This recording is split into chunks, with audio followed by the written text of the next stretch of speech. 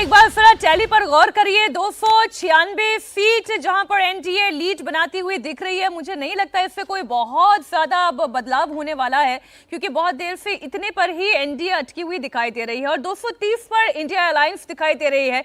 Congress party 99 पर, BJP 242 पर। लेकिन सबसे बड़ा झटका जो बीजेपी को लगा है वो उत्तर प्रदेश में लगा है और इसके पीछे बहुत बड़ी वजह कास्ट इक्वेशन कही जा रही है। वो कास्ट इक्वेशन जो बीजेपी ने भी बनाने की कोशिश की, जाटों को जोड़ लिया, अनुप्रिया पटेल को जोड़ा, उन्होंने कोशिश की निषाद राजभर को जोड़कर एक ऐसा अलायंस बनाया जाए जहां पर हर जाति का वोटर उनके साथ जुड़ पाए। लेकिन हुआ इसके ठीक उलट। ये वोट बैंक अखिलेश यादव के साथ, कांग्रेस पार्टी के साथ खड़ा हुआ दिखाई दे रहा है। उसके पीछे वजह क्या रही, इसी का विश्लेषण किया जा रहा है। कुर्मी जाति, एक इसकी भी बात कर ली जाए। सीटों के लिहाज से अगर आप देखिएगा तो वो सीटें जहां पर कुर्मी वोटर्स का डोमिनेंस है, वहां पर एक बीजेपी, एक सपा और एक अपना दल के पास जाती दिखाई दे रही है। अगर मैं ठीक पढ़ पा रही हूं तो ये तो देवेंद्र कहा जाएगा कि बराबर में सबको दे दिया, एक एक एक एक।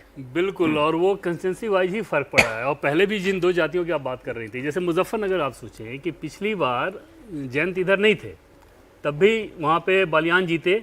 इस बार उनके होने के बावजूद हार रहे हैं और उसका सीधा मतलब ये है कि संजीव बालियान को लेकर वहाँ पे बहुत नाराज़गी थी और कई बार आपने देखा होगा कि विरोध प्रदर्शन ये वो, तो एकदम से अनपॉपुलर कैंडिडेट थे वो, वहाँ पर तुरंत फर्क पड़ा। दूसरा, बलिया की सीट उदाहरण उठा के देखें, वहाँ पर सनातन पांडे को समाजवादी पार्टी ने दिया टिकट और ब्राह्मणों ने एकजुटता के साथ वहाँ पर नीरज शेखर के बजाय सनातन पार्टी को। सब बयान वगैरह आना है 3 दिन में कि मैं 13वीं कर दूंगा, उन सबको कोई फर्क नहीं पड़ा। बिल्कुल नहीं। हालांकि भूमिहार वोट उनको पड़ा है नीरज शेखर को, लेकिन जो ब्राह्मण पढ़ना चाहिए था उन्होंने अपना कैंडिडेट देखा कि अगर सनातन पांडे हमारे सामने है तब सनातन पांडे को वोट करते हैं, ठाकुर नीरज शेखर को क्यों वोट करें।